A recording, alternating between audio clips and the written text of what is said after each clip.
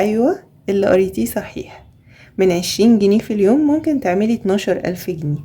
هقولك ازاي. انتي بيتهيألك ان ال20 جنيه دي مبلغ صغير. لا، هي مش مبلغ صغير، بالعكس. انتي لو وفرتيه كل يوم في آخر السنة هيبقى معاكي مبلغ ضخم.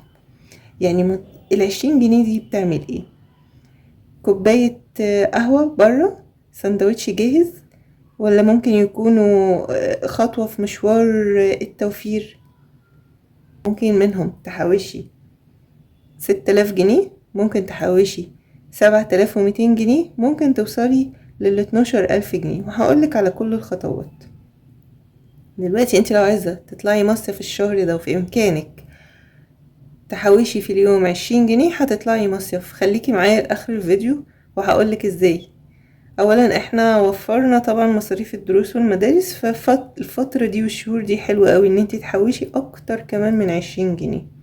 وهقول للي بيقول لي صعب مثلا يحوش 10 و20 جنيه، لا، في افكار هقولها لك في الفيديو ازاي تحوشي وازاي توفري. تابعي معايا الفيديو للاخر. لو اول مرة بتشوفيني فانا امنية علي ودي قناتي. ما تنسوش اللايك والشير والاشتراك في القناة وتفعلوا الجرس على الكل عشان يوصلكم كل جديد. ولو سمحتوا اللايك، لان اللايك ده بيدعمني وبيرفع الفيديو.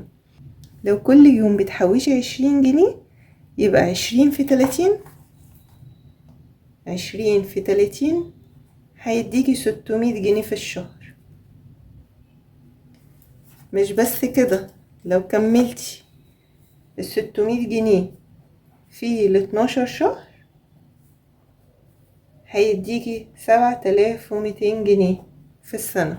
تخيلي بقى 7200 جنيه اللي انت حوشتيهم دول من غير ما تحسي، ومن غير اي جمعية ولا ضغط ولا اي حاجة. انت حوشتيهم من مفيش. وهقولك على الافكار اللي ممكن تحوشي بيها 20 جنيه لو انت صعب انك تحوشيهم في اليوم، او مش عارفة تحوشيهم، او لو مش عارفة تظبطي مصاريفك وميزانيتك وبتقولي الفلوس بتروح فين.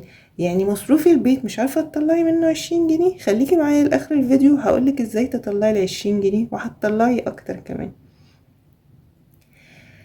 ال20 جنيه في اليوم مش رقم كبير، بس شوفي هتعملي ايه. في الفيديو النهاردة هقولك على فكرة بسيطة جدا، لو مشيتي عليها هتوفري 12 ألف جنيه من غير ما تحسي. تابعي معايا للنهاية وهقولك ازاي تطبقي الخطة بخطوات عملية. 20 جنيه دي رقم بسيط جدا. تعالي بس شوفي لو وفرتي ال20 جنيه هتقدري توصلي لإيه. انتي جاهزة؟ يلا نحسبها. لو وفرنا 20 جنيه في اليوم زي ما قلنا 20 جنيه في اليوم في 30 يوم هتطلع ب600. دلوقتي مثلا انا عايزة اطلع مصيف الشهر ده، 600 جنيه دي هدخل بيها جمعية افراد بقى.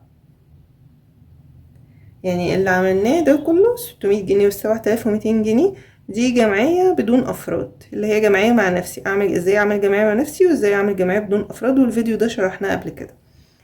600 جنيه دي هدخل بيها جمعية بافراد 10 شهور، هتديني 6000 جنيه. لو انا عايزة اصيف طبعا انا اللي هأسس الجمعية، فانا هبقى صاحبة الجمعية وانا اللي هدخل نفسي الاول. احوش 600 جنيه الشهر ده، احنا في اول الشهر، من هنا لاخر الشهر اكون حوشتهم، وابدأ من اول الشهر الجديد هاخد ال6000 جنيه.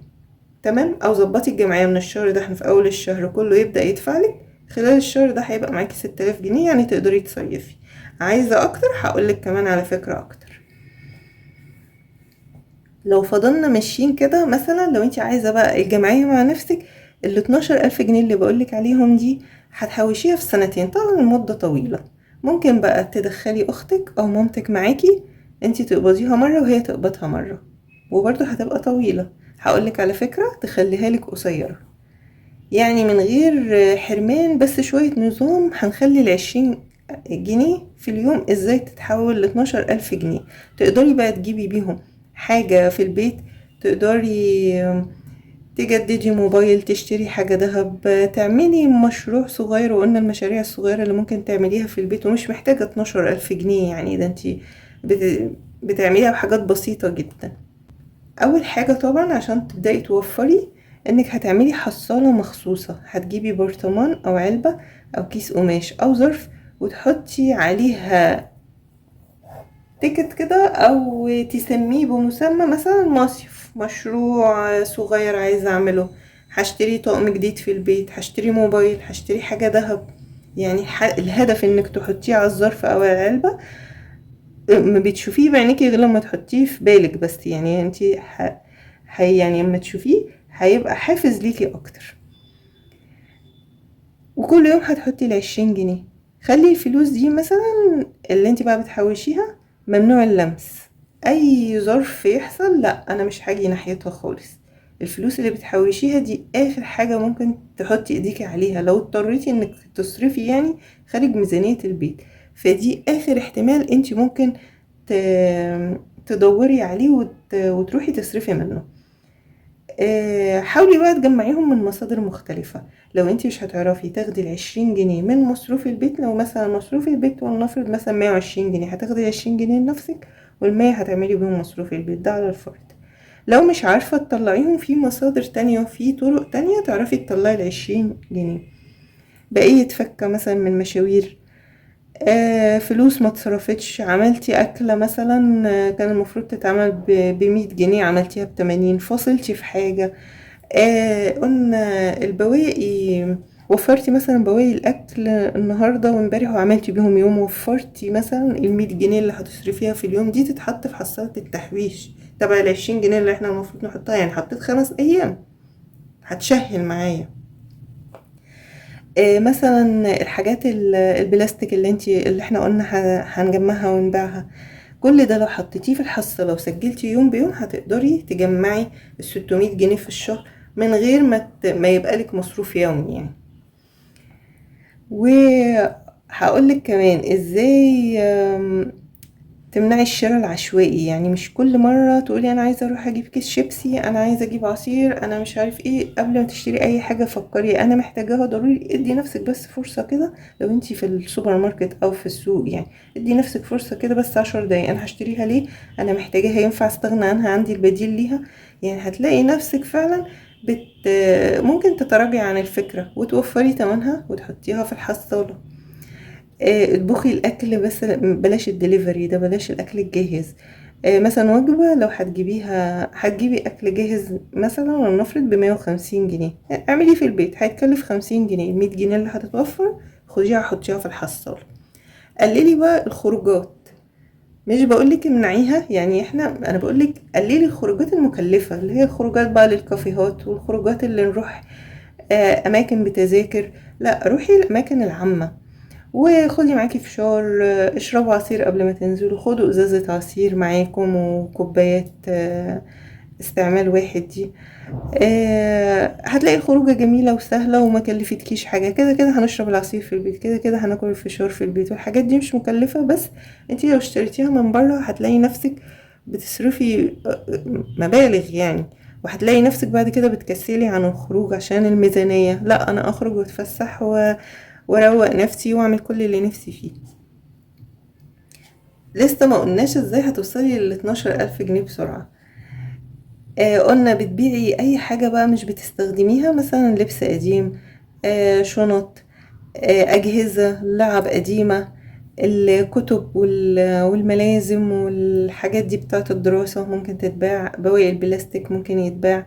مثلا هيجيبولك 200 جنيه دول، حطيهم كأنهم اول 10 ايام في الحصالة بتاعتك.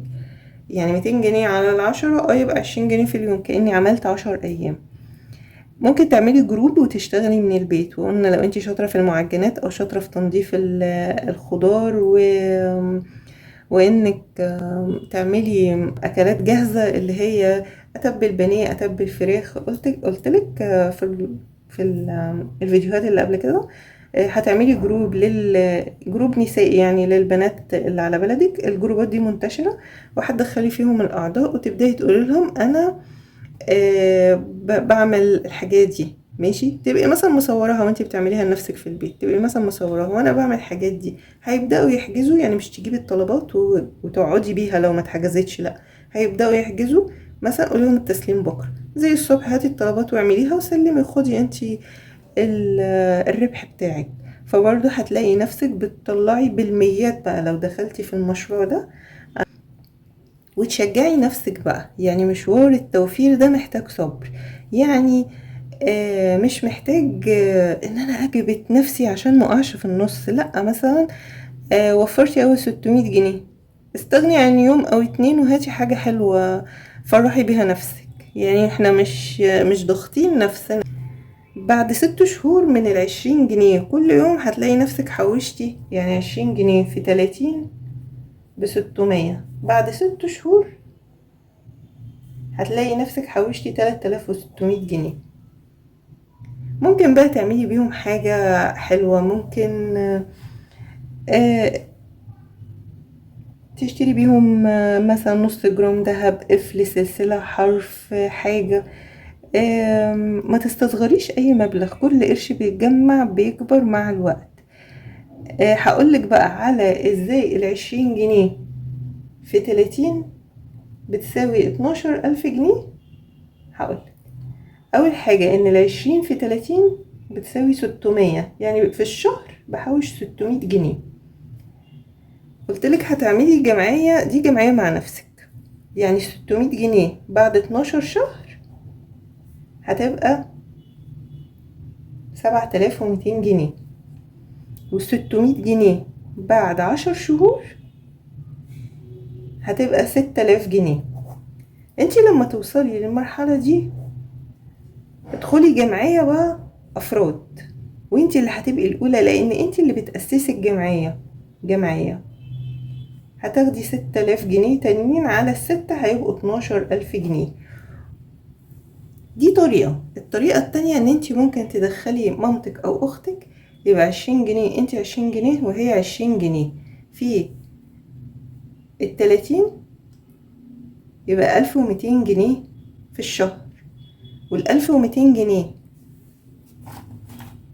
ال1200 جنيه في الشهر في 10 شهور هيدينا 12000 جنيه. ممكن تعمليها انتي وجوزك، انتي وحد من ولادك. يعني هتعملوا حاجة ب12000 جنيه بعد 10 شهور. دي لو جمعية بدون أفراد. بس يبقى معاكي شريك. عايزاها لوحدك، الأول هتبدأيها جمعية بدون أفراد، هتحوشي أول 6000 جنيه. وبعدين هتعملي بقى جمعية بأفراد. يعني الشهر والنفر تحوشتيهم، نهاية الشهر اللي فات ده حوشتي 6000 جنيه، 30/6 ابدأي جمعية من 1/7 ب6000 جنيه. تمام. هتحط لهم 600 جنيه على 10 شهور. انتي أول واحدة هتقبضي وانتي أساسا معاكي 6000 جنيه. 6/6 بقى معاكي 12000 جنيه خلال 30 يوم. تمام كده. عايزة تصيفي، هتعملي جمعية من الشهر ده ب600 جنيه، وهتقبضي جمعية بأفراد بقى، مع أصحابك، جيرانك، اخواتك، معارفك، جيرانك في العمارة. يعني بس انتي تبقي الأولى. عايزة تصيفي وفي إمكانك تحوشي 600 جنيه أو 400 جنيه، هتعرفي تصيفي. عايزة تركنيهم شوية لمدة 10 شهور، تكوني حوشتي 6000 جنيه وتعملي بقى تدخلي جمعية بأفراد. تمام، هيبقى معاكي 12000 جنيه بعد 10 شهور. عايزة تبقي بقى على المدى الطويل ونفسك طويل، ماشي، اعمليها جمعية بدون أفراد، بس هيبقى على 20 شهر.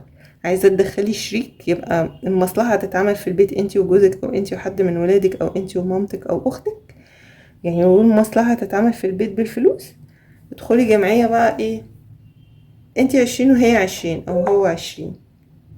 في 30 يوم هتعملوا 1200، وبعد 10 شهور هتعملوا 12000. المهم ما تستصغريش اي مبلغ. كل قرش بيتجمع بيكبر مع الوقت.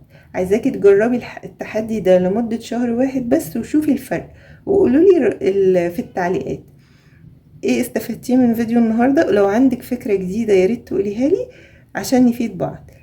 وقوليلي كمان ناوية تبدأي امتى، وهتوفري ليه، ايه السبب. ما هو لازم يبقى عندك هدف. جربوا الفكرة دي وقوليلي رأيك في التعليقات. وما تنسيش اللايك والشير والاشتراك في القناة، وتفعلوا الجرس على الكل عشان يوصلكم كل جديد. مع السلامة.